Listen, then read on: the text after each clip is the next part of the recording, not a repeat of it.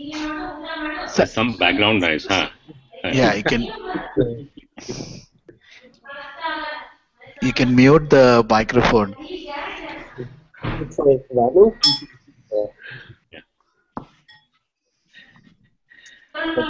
Yeah, Sharad, you'll kick it off.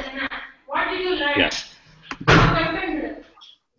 So all right. So this is our first of a long series of Hangouts about open ecosystem questions.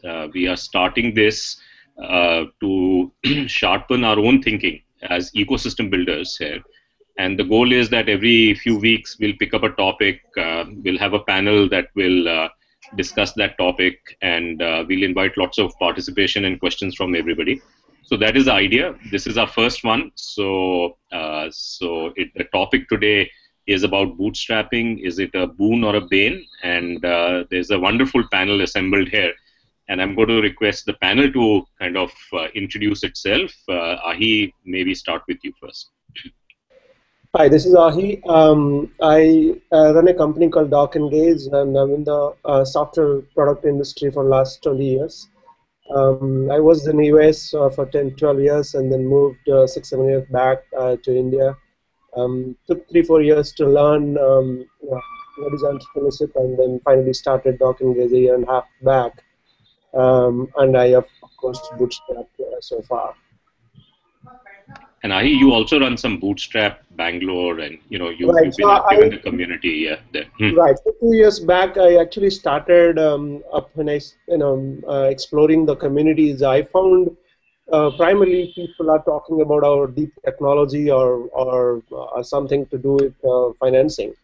Then I find that's not what I need from the community. I need more to how do I operate, because the first time entrepreneur, I need to understand the business aspect of it and understand how do I mitigate the challenges that I'm facing. So I didn't find much of help, so I created a community called Bootstrap Bangalore. And so far, I've been evangelizing bootstrapping concept in Bangalore and a couple of other cities. We meet in that community every 2 weeks, talk about more personal and emotional challenges in the entrepreneur that they face. Thanks, Sahi. Avinash, you are an ecosystem builder par excellence. I bet everybody knows you, but still a quick introduction will be helpful. Okay, yeah, thanks, Sharad. Hi, I'm Avinash, fellow at iSPIRT. So I've been evangelizing software products for many years, and love to play around with technology. This is the new thing that I'm exploring with. So let's see how this goes. Thanks, Sharad. Yeah. Thanks, Avinash. Bhanu? Yes, hi. So I'm Bhanu Chopra, founder and CEO at Rategain. So Rategain basically provides SaaS-based solutions to the travel and hospitality industry, and our solutions aid the revenue management function and distribution function for travel and hospitality. So we've been around almost for a decade, and we take a lot of pride in the fact that we bootstrap the company. We've been around, and today we have all the top global hotel chains, top car rental companies, top cruise liners, top OTAs as our customers. So our customer list runs in a few thousands. We are at about 500 people with regional offices in UK, US, Thailand, Indonesia, Dubai. And the fact that we have done it all, having bootstrapped the company, we in fact carry some very large aspirations and believe that we want to continue to keep the company the way it is, because for all organic growth, we can very comfortably fund it through our internal accruals, and hopefully we can bootstrap all the way to being a billion-dollar company in the next couple of years. Excellent, Bhanu. You're really a poster child for bootstrapping. So, Dilip, you're a power volunteer as well. Do jump in with your introduction. Yeah, so first and foremost, I'm an entrepreneur, and I jumped into as a fellow with iSPIRT because I believe in paying it forward, and I think out of most of them out there, iSPIRT is doing a great job. I've been in the industry for more than 30 plus years.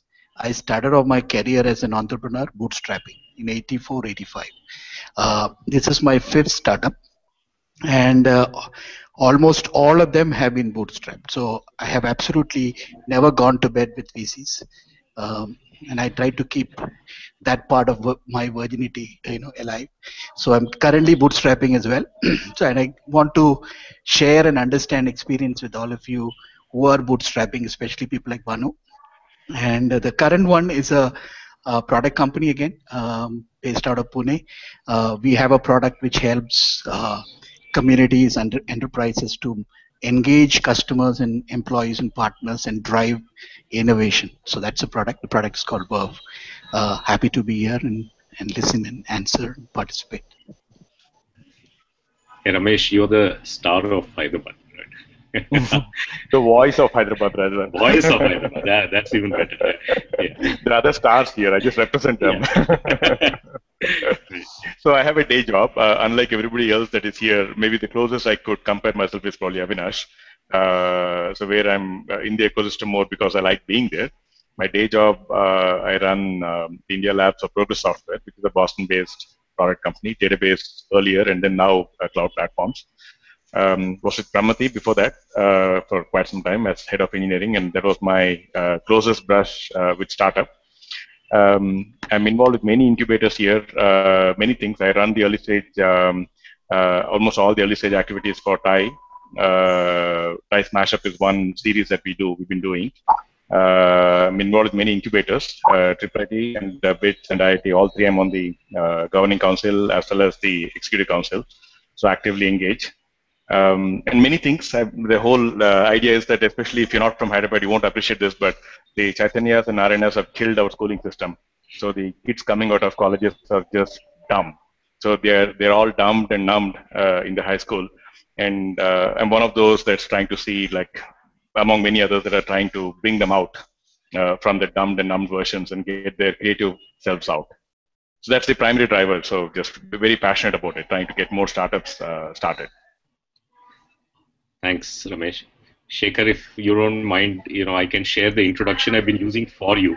Shekhar works 4 days a week for Accel and 1 day a week for iSPIRT. So, and I think probably that's inaccurate because you do spend more time than that on iSPIRT. But, go ahead and introduce yourself.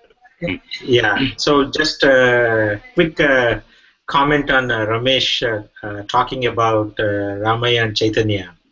I think you're too early to draw that conclusion, that dumbing down of the people. And who knows, the Chaitanya and Ramaya is contributing 13% of IIT entrants nowadays. IIT professors are complaining, but it doesn't matter. The C will carry them there. Then they will go somehow get into the masters and Harvards and all, and come back and run most of the institutions here in a power position, and they'll probably come back and help all the entrepreneurs. So it's very, very hard to predict what happens. You're an optimistic. I would believe if without intervention, they'll come and dump and numb every institution they run. Okay, so I'm Shekhar Kirani. I'm part of Accel, the India VC firm. Before Accel, I was part of 2 startups. Both startups got exited to large enterprises. Both startups were, surprisingly bootstrapped. There was no VC money, and both exited at $200 million plus exits. So I have kind of a weird perspective right now of both being on the one side as a VC in the last few years, and my previous career as part of startups using, instead of VC's money, someone else's money to build the company. Happens to be customers at the end of the day. So that's my introduction. Excited to be part of this discussion, and hoping to get a lively, positive insights out of this discussion. Excellent, Shekhar. So, since I didn't mention my name, and some few people may be wondering who I am, I'm Sharad Sharma. I'm also an entrepreneur by the day. ecosystem builder and an angel investor by night. And uh, so really the topic here, within iSPIRT, we've been wrestling with this issue of clearly the venture funded pathway to success is well demonstrated, and it works. But we also, even within the iSPIRT family, have lots of people who have been very successful even with bootstrapping. Bhanu is, of course, a living example. We have Zoho and many others who built meaningful size companies on the back of bootstrapping as well. So really the issue for us was what should be our posture as ecosystem builders with respect to both of these pathways. And today's discussion is, to some extent, kind of flesh that out and share our thinking with the ecosystem builders at large. So may I request perhaps Bhanu for you to start, if you don't mind, and is this, even looking at these as two diverse things, does it make sense, or is bootstrapping the right thing to do at one stage, and then one should perhaps explore growth capital at a later stage? Is it therefore something that should be mixed, and it's a hybrid thing that makes both sense, or having kind of a pure approach is the way we should frame the problem here? So Sharad, I think there are no set rules, I believe. So I don't think to budding entrepreneurs I would advise, bootstrapping is the way to go and VC money is bad. I mean, honestly, when we started out, we had capital constraints as well, and it's not like we didn't go around town try to raise money. So luckily for us, nobody bought into the story, and instead of being distracted and trying to just focus on raising money, we said, well, why don't we focus on just acquiring customers and let these customers fund our future product development and growth. So really, in our particular scenario, we just focus on the right thing, which is to build a fundamentally strong business, build a product that creates value for our customers, and customers are happy to pay for that demonstrated value, and whatever they pay us is then further put back into the business to grow the business. We're at a stage now that, I think because we were bootstrapped, there was a lot of fiscal discipline in how we spend every dollar. So I think we've become extremely prudent about ensuring that we can maximize ROI on every dollar, every investment that we make. And as a result of which, really we are a high margin business today, and for us to continue to grow organically, we really don't need funds. So we attained that state really after, I would say 3 or 4 years of getting into the business where we were, always highly profitable. So for organic growth, we've never really felt the need to go out and, get capital. However, having attained a particular size now within the travel and hospitality industry, and for our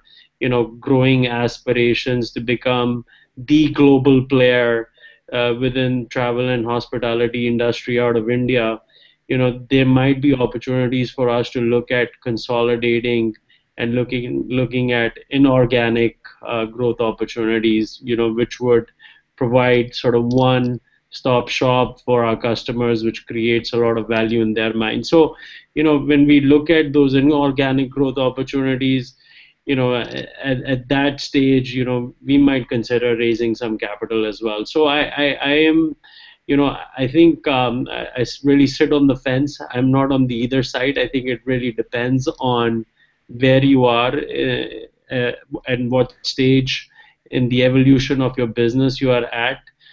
So there, to sum up, there are no set rules based on where you are. If you're looking to grow organically and you can't fund it through internal accruals, you need to go out and look for money. If you're looking to consolidate, grow inorganically, you need to go out and look for money. But otherwise, if you can continue to keep focus on the business and bootstrap it to growth, you should do that. Yeah, so I would suspect, I mean, that sounds very reasonable. But Ramesh, I mean, you are thinking of seeding entrepreneurship, at a very large scale, right? I mean, and obviously, if you're the number of startups that you're trying to kind of incubate slash encourage, only a small proportion of them can hope to find early stage capital because there isn't that much of early stage capital available, and that's probably not likely to change right away. So do you think people have to start thinking about bootstrapping in the early stage as their default option, and then once they find their feet, then go down the path that Bhanu is also suggesting, which is to look for inorganic growth and raise growth capital at that point in time? Absolutely, Sharad. I think at the end of the day, I think it is not about what is right or what is best. At one level, of course, there is a whole risk appetite thing. Are they willing to take risks and raise money or just play it little safe? But other than that, it's just about what's the best way to go. Money surely helps, but I think what more than money, obviously, all of us know is the advisory that comes with the money. That's more important. We have seen many cases where without that advisory, the startup will suffer. The ecosystem is not that evolved yet. It's not easy to kind of have a core team that's done startups before. I mean, some do get lucky, but most are not that lucky. So they're kind of pretty much, the core team is either the founding team or the initial core team is pretty much people coming out of the industry as professionals and no experience running a business, no experience dealing with the challenges of a startup, and probably no experience even dealing with a complete product. They might have been dealing with part of a product in a large team. So lack of all that severely diminishes the chances of success. I think the advisory is critical.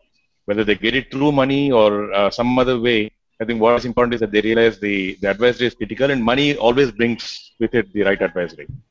I think that is more important in my mind. But you're right. Until they get the money, the default is like bootstrapped. Right. Shekhar, I just want to pose that same problem to you, right? I mean, the reality is that we will have more early stage startups than they can be funded, than the early stage capital available, right?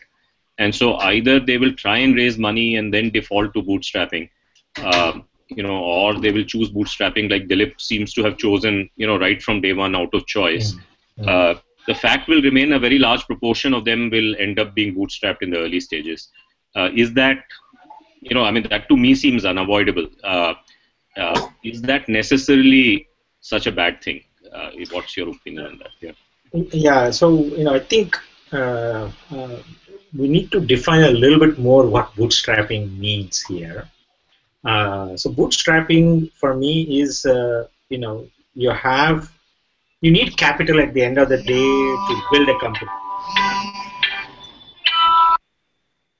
So to build a company, you need capital, and the capital, where does it come from? If it is coming from your own initial pocket, friends and family, or angel investment, because that's sometimes what happens. Most of the time it happens that way. Plus, in addition, you start using your customers' advances.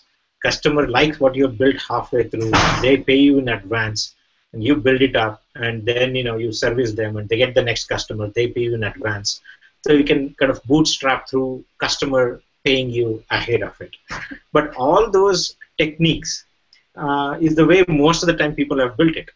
So for me, it's a binary decision very, very early on when companies form. Is the idea worthy of a VC fundraising, or idea the market condition demand a bootstrapping? What I mean by that is that Twitter, Facebooks, and Quora, all of them, it's impossible to build as bootstrapping, because the amount of scale you need, amount of money you have to throw at it before you generate revenue, you won't get that scale until and unless you raise money.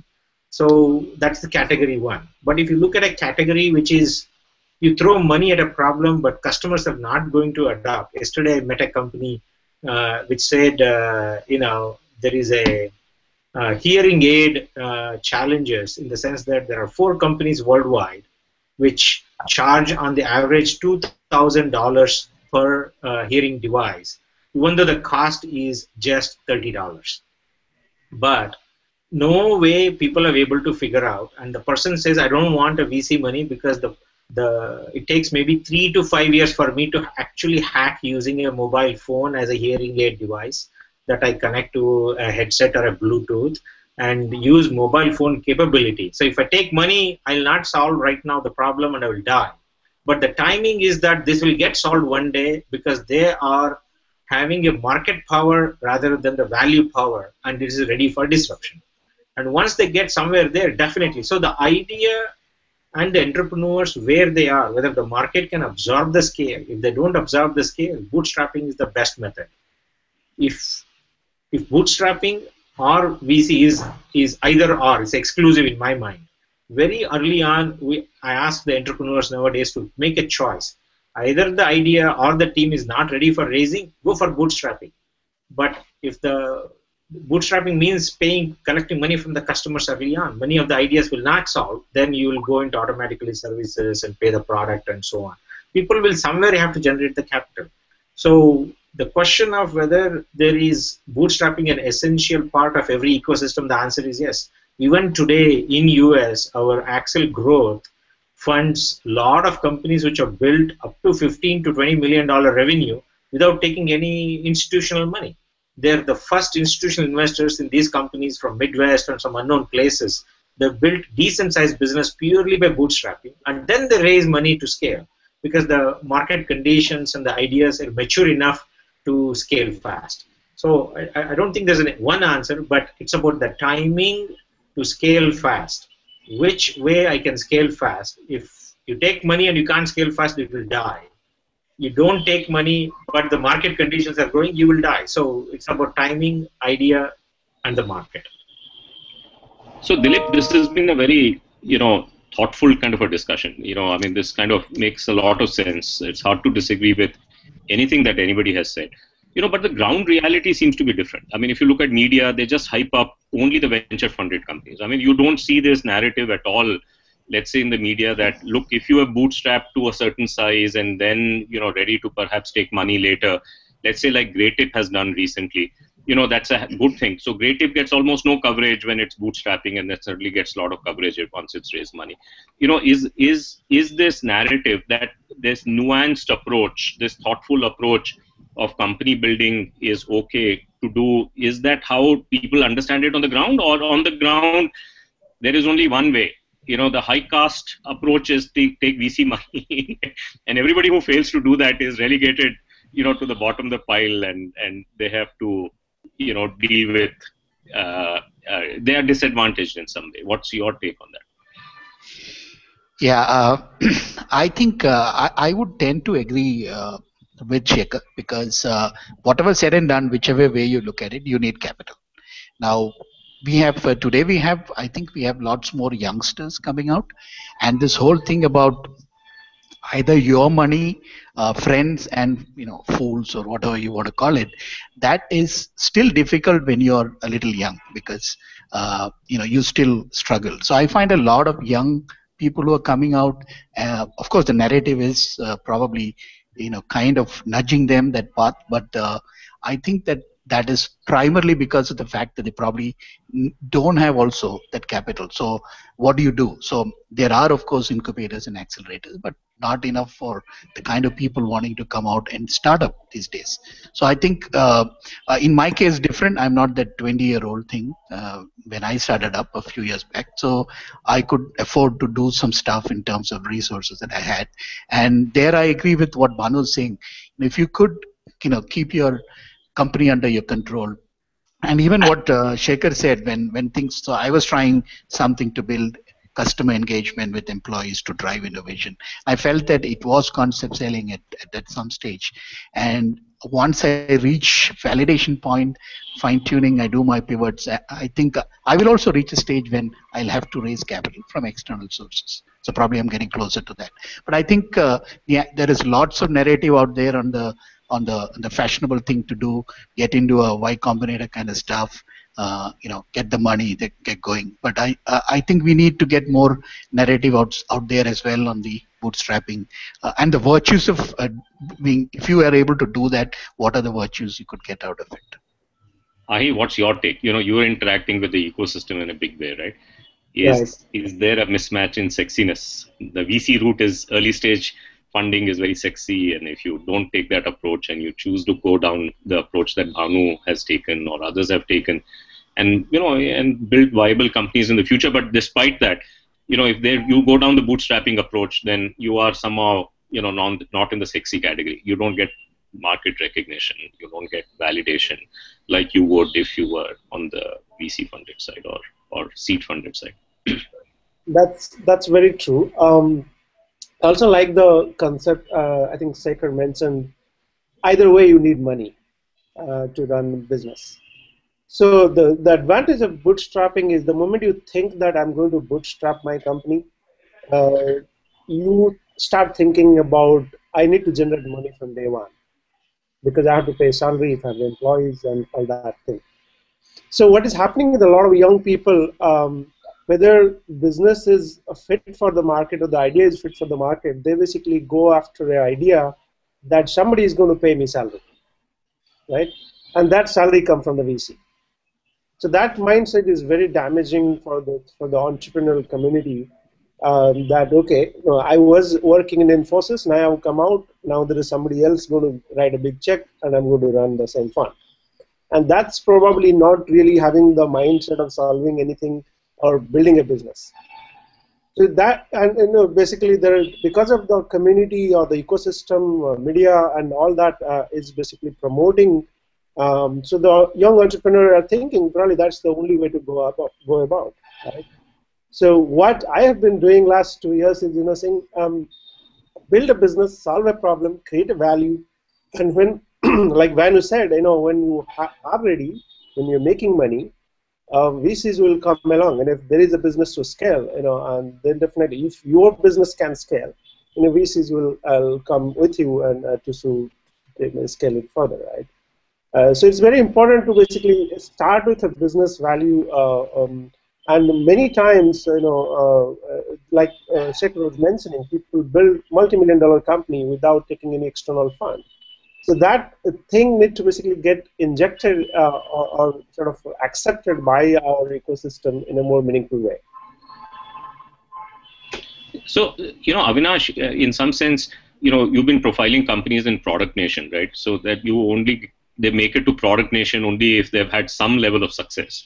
I am just it'll be good to get your rough idea as to what proportion of the companies that we have profiled are bootstrapped and what proportion of them are venture funded. Would you hazard a guess what's the ratio right now? Avinash, you're on mute. Huh? So we profiled close to 140 companies so far. I think out of which 60-65 will be bootstrapped, and probably the balance would be the venture funded companies. So is it safe to say then that bootstrapping is also working as a tool, as Shekhar was saying? There are people in the ecosystem who are able to generate, capital to grow from the customers. Would you hazard a guess, Bhanu? Is that coming largely from companies that are facing global customers or Indian customers? And what's your sense as to what the profile would be? Is that even different? Is it large customers versus small customers? Anybody who has thoughts as to, as Shekhar was saying, there's some businesses clearly that are hard to bootstrap. WhatsApp would have been very difficult to bootstrap because one of their mantras is that we won't take money from our consumer, we'll only focus on consumer experience. Tumblr was like that, and others. So my question is, what are the kind of companies? Anybody can jump in, Shekhar, Dilip, Ahi, Avinash, as to what are the kind of companies that are actually succeeding in getting to that next stage? Is there a pattern that we see amongst them right now? So Sharad, my view is that if you are engaging in sort of a B2B setup, just like Rategain is, I think it's easier to bootstrap because your target audience is selected audience. You're looking for some of those key accounts, key customers that can help you fund your future growth. I think the examples that Shekhar talked about, they're largely examples which was about going after the masses, more B2C, where it's absolutely critical that you attain critical mass in a short amount of time for the product to sort of gain acceptance. I mean, the reason Facebook and Twitter were very, very successful is they got a whole bunch of people onboarded very, very quickly, and that required to have that kind of capital to scale. But I think there are lots of examples, in the US. We are one of them here that have been able to scale, in a B2B setup where the marketing appetite or marketing dollar need is not as much as maybe it's in the case of a B2C setup. Shekhar, Dilip, others, any thoughts on what the patterns would be in those 65 companies that have been asked? So here is my thought on this. If Zoho wanted to bootstrap today, I don't think it is possible.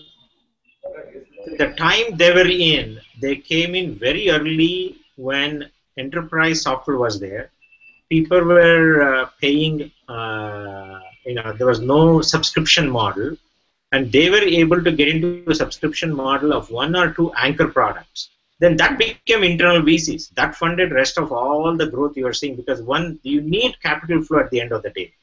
And to some extent, I see that anytime there is a chasm in terms of the behavior or the business, is when you can bootstrap, because there may not be enough market and you have to wait for the market, and there are customers willing to pay you premium to get going for the technology you are creating or the marketplaces you are creating, and therefore, and there's not a lot of mad rush from competition, and you can get away.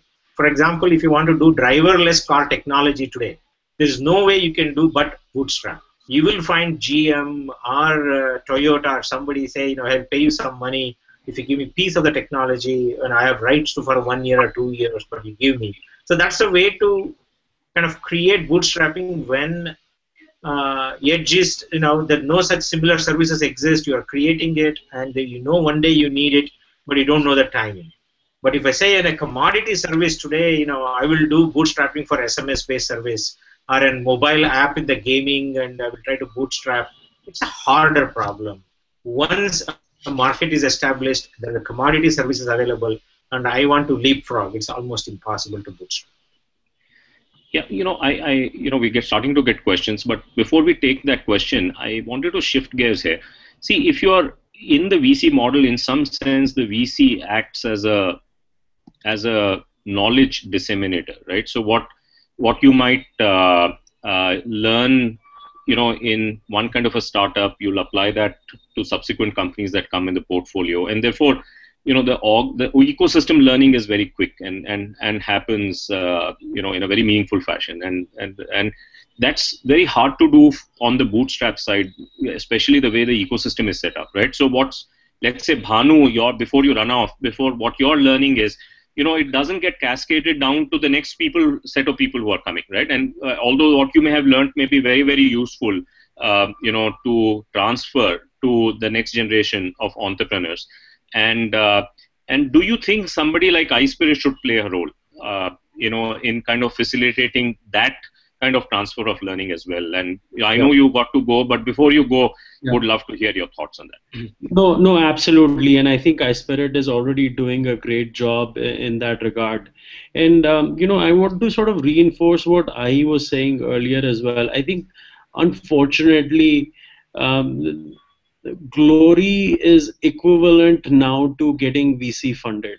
I think that's the fundamental flaw that iSPIRT needs to enable to correct, because a lot of entrepreneurs now feel they have won once they get funded, and unfortunately that's just starting off from the your journey.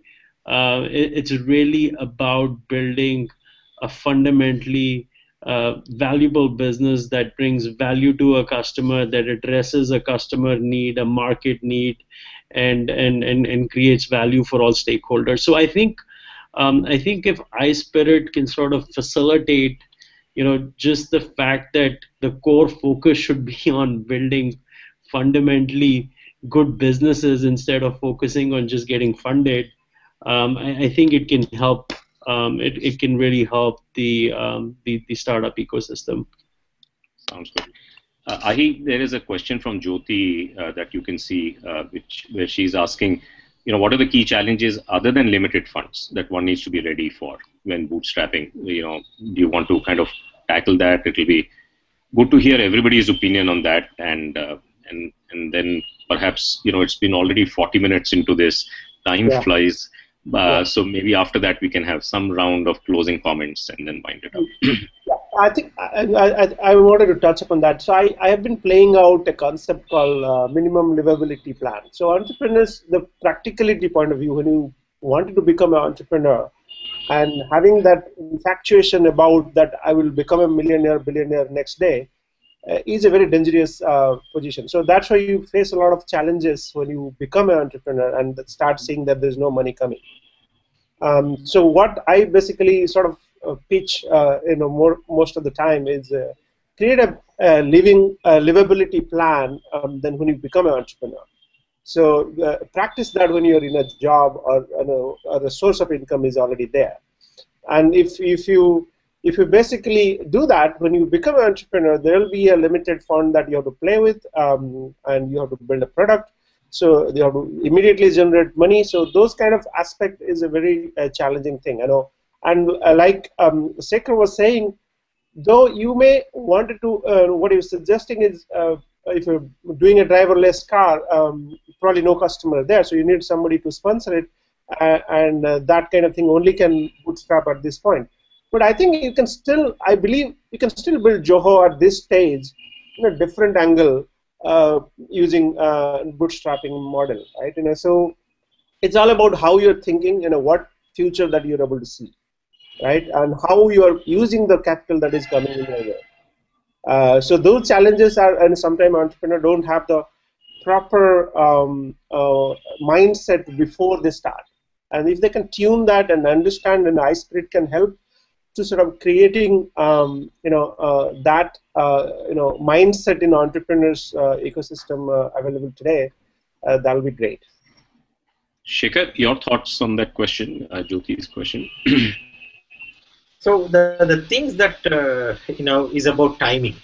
One is in a bootstrap companies, if you see, it is predominantly not an idea person and then execution by somebody. It's a person themselves doing pretty much everything. They're going to be master of everything.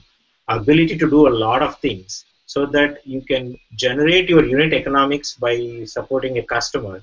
And once you generate enough economics of each customer, then you hire a next team player.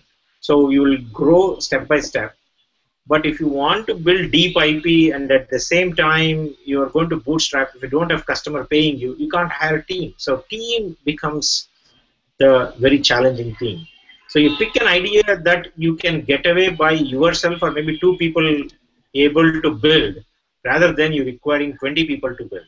That's one of the criteria, how you structure the idea in such a way that you hire more people only when there is money. You have to be careful about that. Otherwise, your runway runs out and you don't have enough money and you can't raise. That's the condition I really worry about in the Indian ecosystem nowadays. Every entrepreneur is thinking they're fundable, they can raise money, and they're building business models and structures such a way that they would raise. But they would run out of money and they can't raise, and they're stuck in this situation, which makes it, kind of a lot of ill will creation in the ecosystem. Yeah, it's a very powerful point, Shekhar. I think the core point that you're making is that in the early days, at least, you have to prepare yourself. In fact, both Ahi and you seem to be making that point, that this adequate preparation, even before you become an entrepreneur, is very essential. So that, you at least in the early days are in a position to be the chief sales guy and the chief product guy and the chief, builder of the product. And if you're not multi-skilled in that way, then it becomes very difficult to sustain a bootstrapping approach. And that's a very powerful thought. And I would love to hear Dilip and then Avinash your views on Jyoti's question, and then perhaps we do a quick go around and Looks have like there's one more comments. question also. So, go ahead. Yeah. So Dilip, yeah.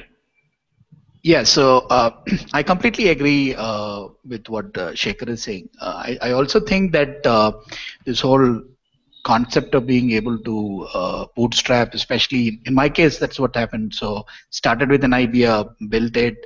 I knew that I need to struggle, run around, because it's not something that would be a mass market kind of stuff. So I think it's critical to time it, cash flows, everything. So sometimes if you don't also plan when you need to go and raise, because I think finally if you're looking at scaling, there might be a reason to, if you're not in the same situation as Bhanu is with so many customers and that is generating enough cash flow for you, then it's fine. If it's not, I think you still need to plan it right and some amount of experience. So one is to hack code and get stuff out. The other is to be able to even look at the other things that Shekhar was mentioning that we need to be able to do to get some paying customers and run the internal cash flow in such a way that you can plan and time the raise that you need to do. So I think that's critical. Excellent. Avinash, any thoughts on the Jyoti's question? And then I want to jump on to Harshal's question, which is also Yeah, go ahead, Sharad. Go ahead. There are I other think, questions. yeah, the other question that's coming up, I think, is very powerful, and I've experienced this as an angel investor. You come into a company which was bootstrapped, and now it is in the growth mode, and therefore it has to, let go of being cash flow break even because it has to chase growth, and that becomes a cultural impediment, right? Because the company has been built so far in making sure that it is cash flow break even.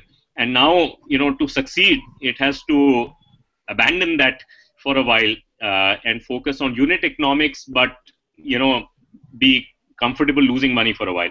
And that becomes very hard to do. Is that very common? It appears from this question that Harshal is asking that, once we are in a bootstrapping mindset, we continue with it. And we may miss out that point when we should actually shift gears. Is that something that any of you experienced as well? This is Shekhar. Yeah, I think it's very much true. Yeah, I look at our own two startups that I was part of, Starfish and Lightsurf, both bootstrapped. Our first customer paid in advance to a lot of IP we were creating. That IP was not available in the market. Therefore, they were willing to pay with some sort of exclusivity that we give them an edge in the market. And we built it, use that money, get the next customer, and so on. Over time, we built a $30 million business. We are so happy, profitable, and somebody made an offer for $200 million plus. We said, oh, that's great.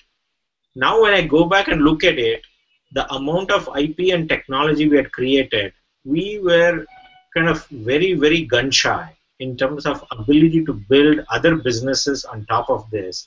And because we didn't have an external source of money, our outcome was limited and our value creation in the ecosystem was limited. If we had raised, I believe now that probably we could have built a $2 billion companies. And my answer about Zoho will be very similar. If Zoho had raised probably India's first $10 billion company plus, or maybe even $20-30 billion company would have happened, maybe even Salesforce wouldn't have happened. Zoho would have been the Salesforce. But we missed the boat because money got extracted out of value creation from the company out to somewhere else instead of flowing back in the ecosystem and becoming a more dominant player, like what Google has become or Facebook has become. Right.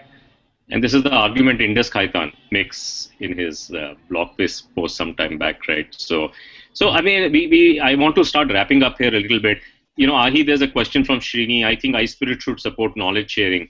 I suspect around bootstrapping so that it percolates to the system, both past and failed successes. Do you believe iSPIRT should play a role? Can you give us a hint about what role it's playing? What should people look out for before we wind up? And use that as your closing comment. And then Avinash, and then Dilip, and then Shekhar, you have the last one.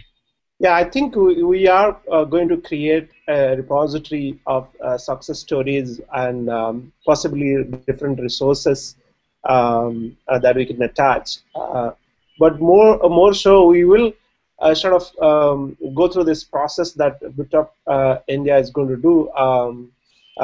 So so the idea is to support when it is required, and then how the community is evolving.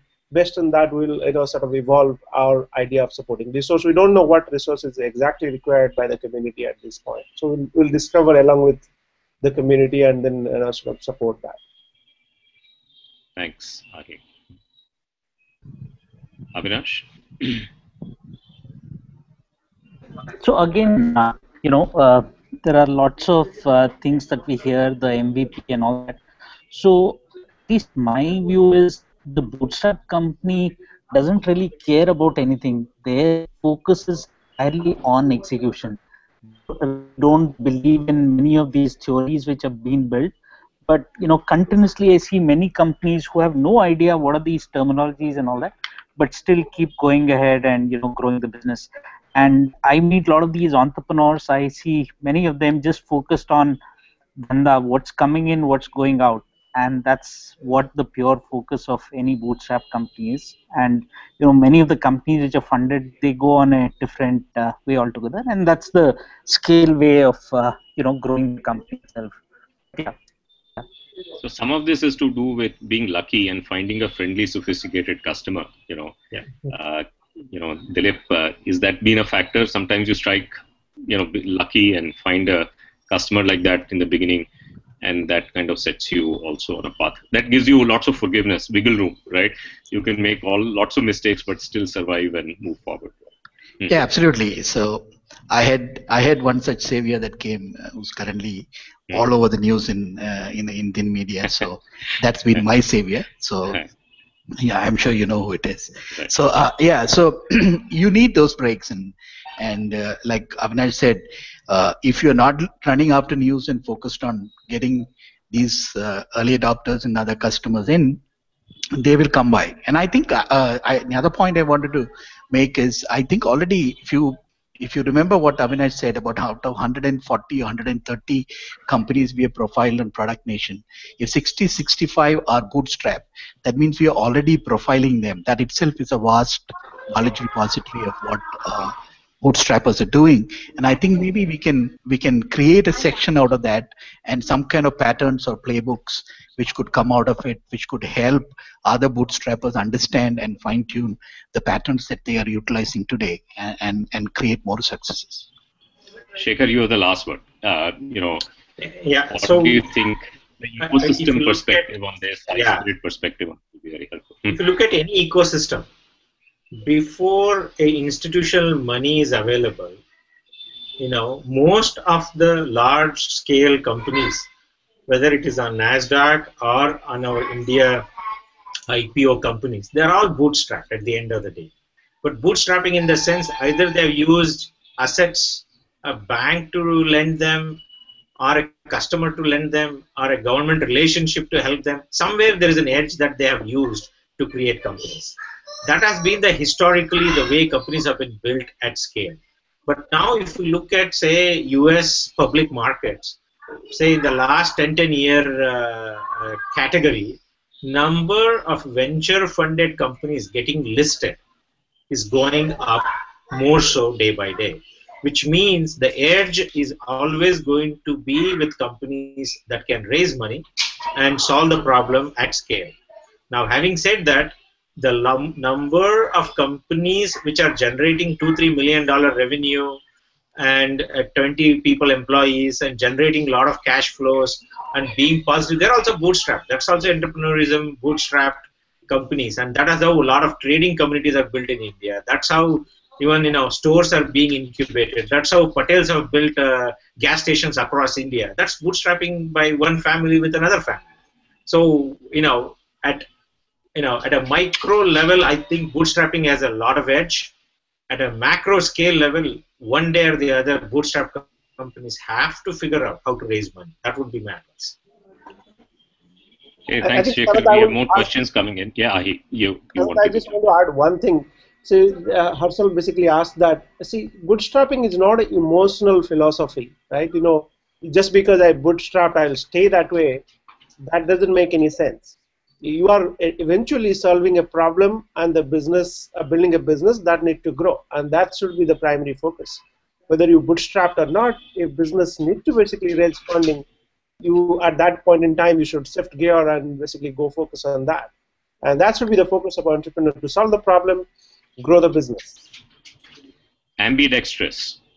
Do whatever it takes. Right. Use your right hand or left hand depending on what the situation requires. Right. Exactly. You should have That's the the point. capacity to do that. And we are more one-handed than the other, and therefore, as iSPIRT, we got to fix that as we go forward in the ecosystem. So I, on that note, my request to everybody watching this is, look out for more information from iSPIRT. He is behind something, that's coming out soon. So watch out for that. And meanwhile, we'll continue these discussions every few weeks and make them richer and richer as we go along. So thank you all for participating. Goodbye. Thank you. Thank you. Thank you.